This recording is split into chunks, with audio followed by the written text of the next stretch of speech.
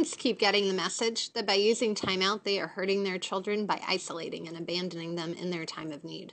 So what are parents to do when their children are hitting, refusing to follow directions, or doing something dangerous?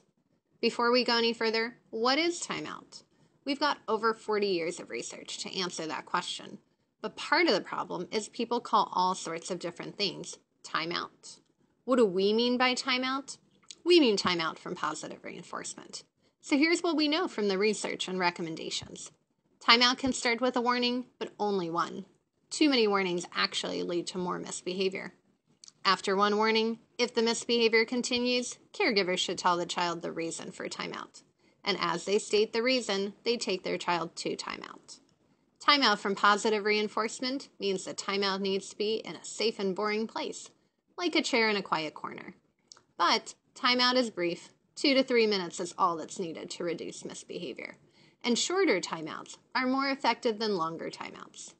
Timeout from reinforcement means no entertainment in timeout, no books, no toys, no screens, and definitely no caregiver attention to anything the child does, except if they escape from timeout.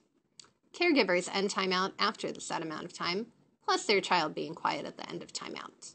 If the child leaves timeout before the caregiver gives permission, bring the child back to timeout and restart the time.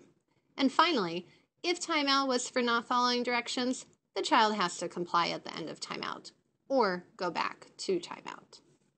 Timeout is endorsed by the American Academy of Pediatrics and the Center for Disease Control and Prevention.